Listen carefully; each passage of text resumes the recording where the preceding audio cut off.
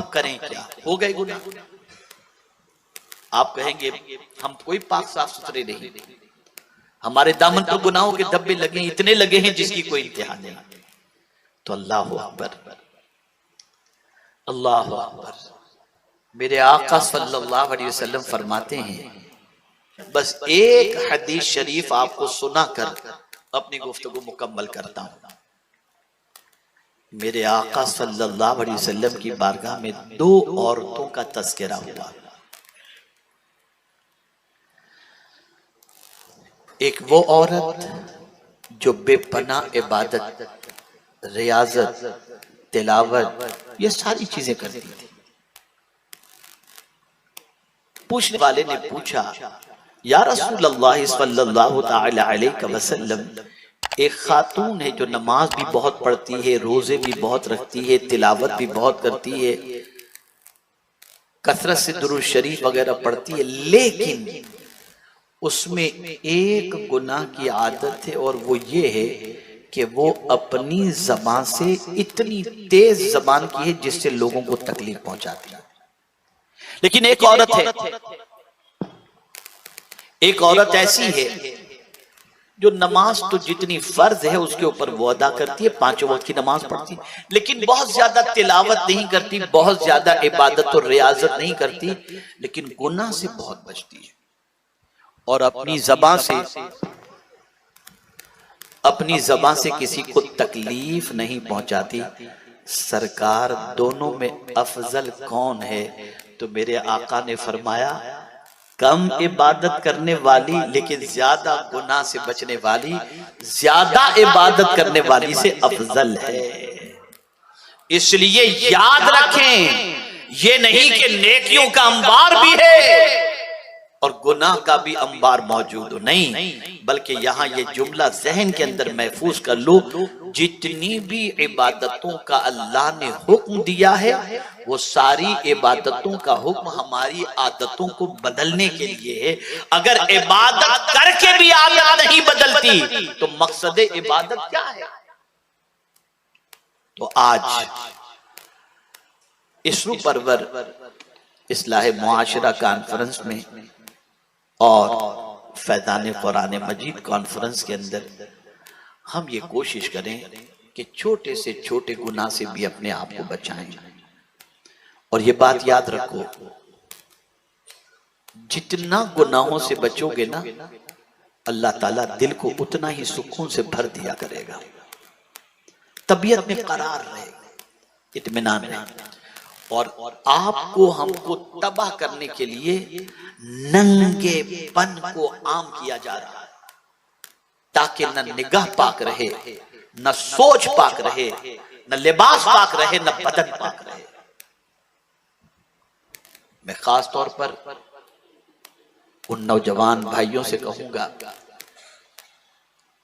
जो अपनी जिंदगी के शबाब के पीरियड से गुजर रहे हैं, गुनाहों से बचो, गुनाहों से बचो। एक दौर था सिर्फ गुनाह का तसव्वुर और गुनाह याद आ जाता तो रोंगटे खड़े हो जाते। आका करीम सल्लल्लाहु अलैहि वसल्लम की बारगाह बेकसपना में एक सहाबी तशरीफ लाए, अर्ज करते हैं, या रसूल अल्लाह सल्लल्लाहु अलैहि वसल्लम, ईमान लाने से पहले उनसे गुनाह हो गए होंगे?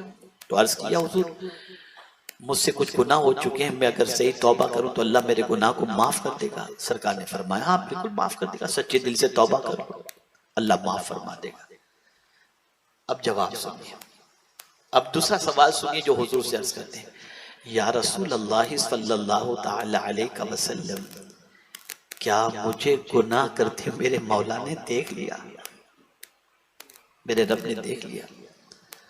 आका करीम सल्लल्लाहु अलैहि वसल्लम फरमाते, हाँ, इतना सुनना था कि एक चीख मारी और कहते हैं, या अल्लाह मैं तुझे क्या मुंह दिखाऊंगा, तूने तो तेरी नाफरमानी करते हुए मुझे देख लिया और रूह परवास कर ली।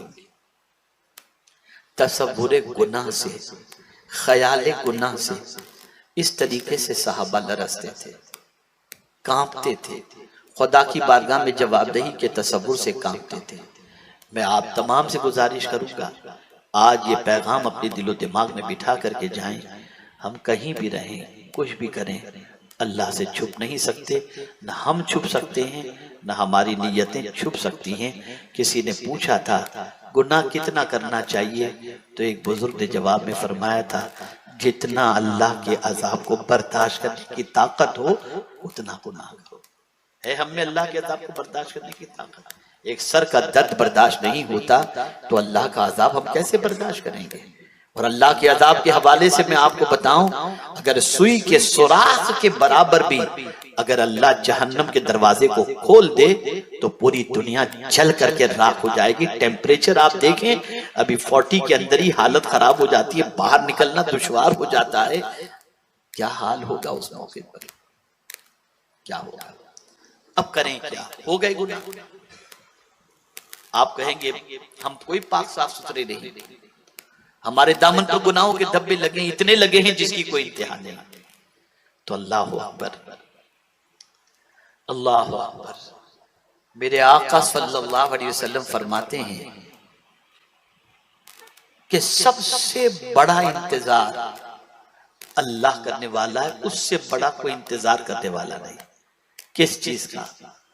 अल्लाह इस बात का इंतजार करता है। इंतजार से मुराद अल्लाह इस बात की अपने बंदे से तवक्को रखता है कि मेरा बंदा जिससे गुनाह हो चुका है आकर के मुझसे माफी मांग ले।